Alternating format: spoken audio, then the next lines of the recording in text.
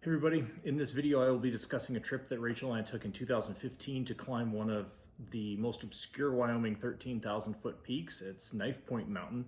It's on the east side of Indian Basin down in the Wind River Range. It comes in at 13,001 feet, so it barely qualifies, but it's a really cool mountain, and hopefully you'll stick around to see what it's like.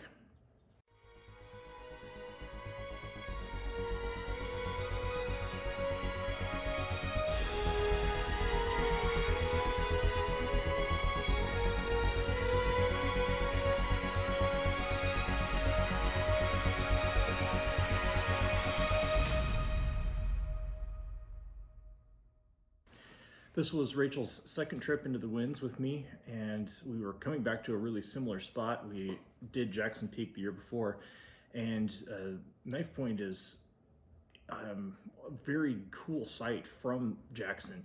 And so we looked at it and we're like, man, that looks like a really fun climb. It's rated as class 3 in the guidebooks.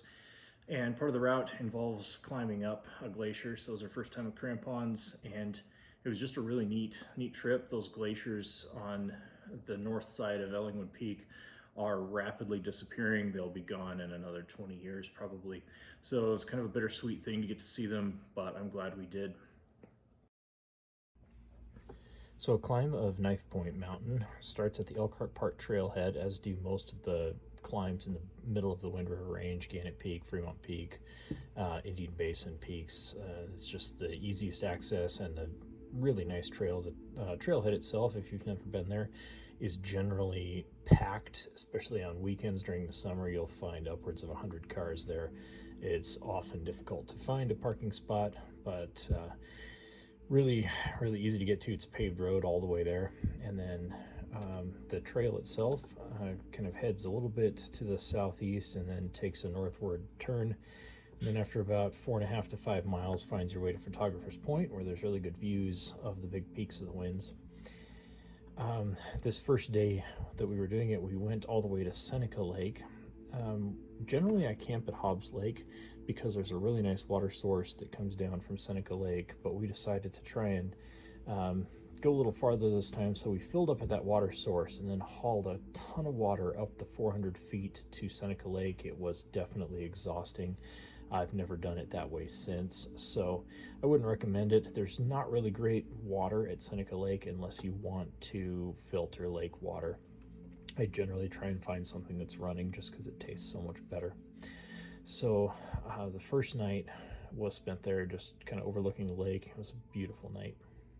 Morning of day 2, we continued around the north side of Seneca Lake and Little Seneca Lake, and then went up over the pass there to Island Lake, and then took the Indian Basin Trail cutoff, which ascends about 1,000 feet or more up into Indian Basin, and then we made our camp there between those two lakes there before the trail crosses back over onto the north side of the water. It was a really nice camp spot.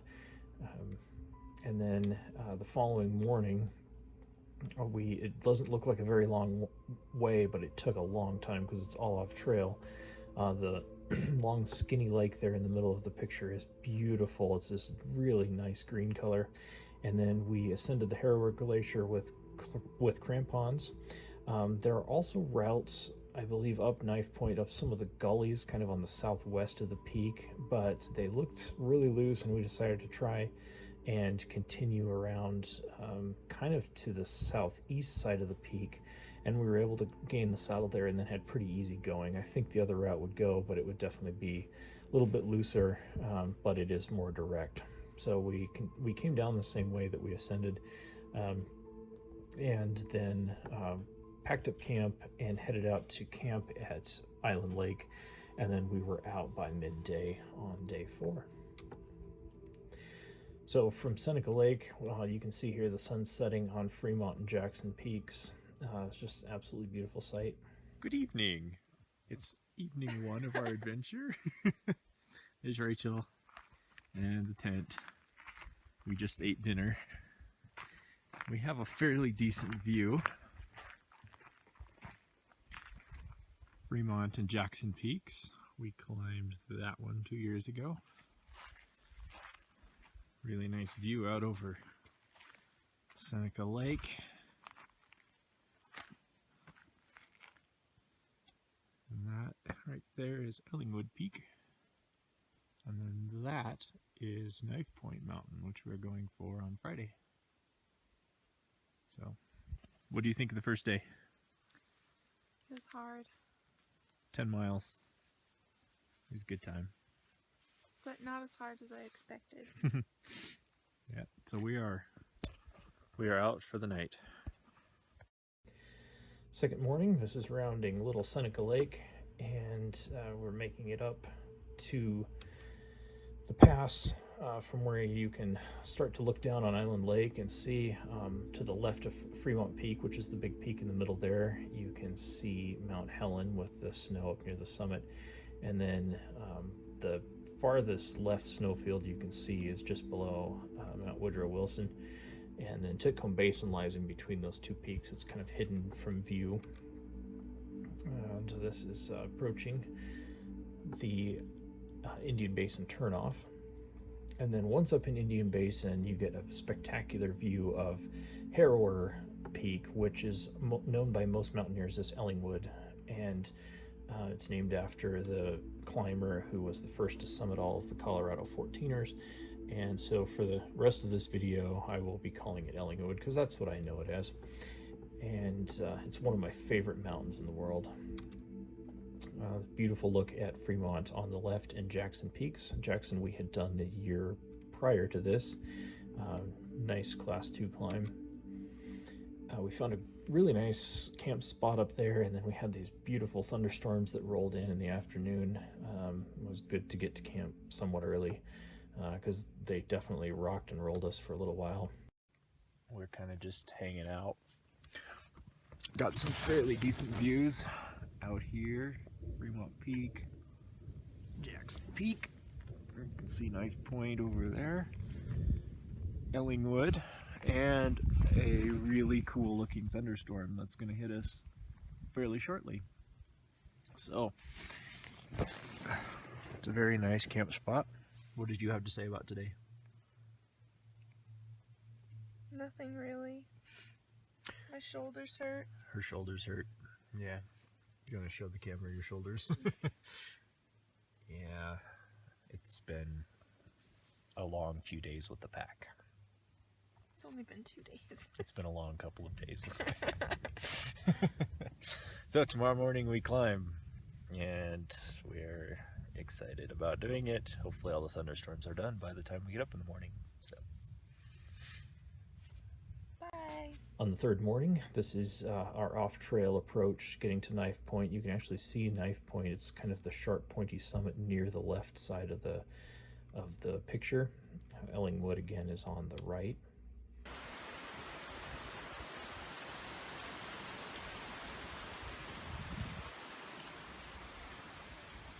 What do you think, Rachel? Pretty. I know, isn't it gorgeous? How you doing?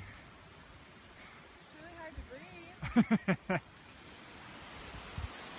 Yep, Knife Point, we're headed for up there. Beautiful creek. And this is what is left of the Harrower Glacier. If you look at the map before, it covered a huge area, and you can see how much it has diminished over the last few decades, and most of what's left there is fairly dirty ice. It's not going to be there for much longer. Looking back at Jackson Peak, Indian Pass is just below the sunny peak on the right there, and then you can also see Fremont off to the left. This is nearing the top of Harrower Glacier. You can see the ice quality. It was hard that morning. It was definitely crampons were necessary for sure. And this is approaching the pass to the southeast of the peak to kind of circle around, looking at Ellingwood in the background there.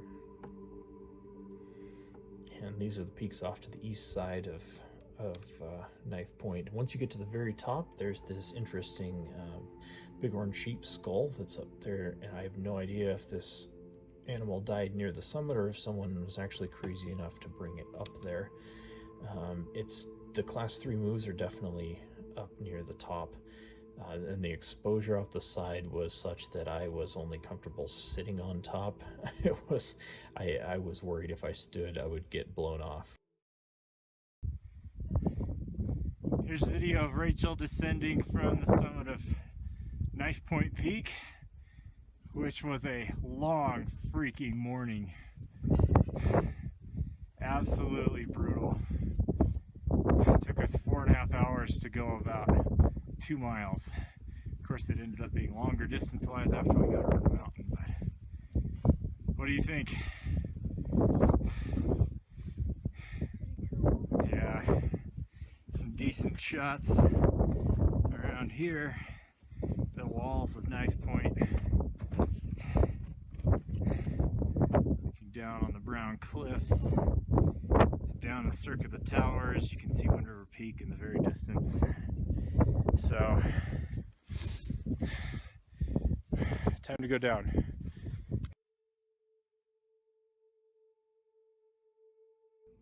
Once we finished the summit, started the long slog down on all the rocks. Much easier going because you're not out of breath the entire time, for sure. And then this is a really pretty little tarn lake that is nestled in between at the top of the Harrower Glacier and Knife Point Mountain. We found a little bit softer snow to the west on the descent and did not just directly descend the glacier. The early morning dark clouds had kind of started to scatter at this point, and it was just really pretty looking at all the shadows on the mountains. Here's another part of what used to be the Harrower Glacier. It's not much left there. And then this is that long skinny lake I showed on the fourth map. It's just beautiful. The green color in it is absolutely spectacular. The green color is due to the glacial silt that accumulates in the water and reflects the sunlight differently than a regular blue lake would. And you can see the summit of Knife Point on the far right of the back ridge there. It's that kind of pyramid looking point. This is a really good look at Ellingwood Peak up close. This route up the front face here is called the North Arret route. It goes at 5.7 difficulty. It's a very popular rock climbing destination for people who are into long alpine technical routes. There's a little farther away look at it. When I climbed Ellingwood, I did pretty much the entire right ridge, which is class 3 or class 4, depending on who you ask. Morning of day 4, it was very overcast. I was very happy I wasn't headed up to climb Gannett Peak that day. I know we had passed a few the night of the third day who were headed in that way to try and make a summit attempt this morning, and I don't know if they succeeded or not, but with the clouds that low, it wouldn't have been a good climb. And in the middle of this picture, if you look very closely, you can see two little small dark ears. That is a pika, which is my absolute favorite alpine animal. I absolutely love these little guys. They run around and make cute little squeaking noises, gather a bunch of grass for the winter, and then hibernate for 6 months and in their little dens, and then they spend the next 6 months gathering enough stuff to survive the next winter. They're just amazing little animals. And the obligatory last look from Photographer's Point over to the crest of the Wind River Range. Absolutely beautiful area for sure. Thanks so much for watching this video of a very rarely climbed peak in the Wind Rivers, and hopefully you enjoyed it. If you did, hit the like button, subscribe to the channel, and we'll see you soon for more hiking and beer videos. Cheers.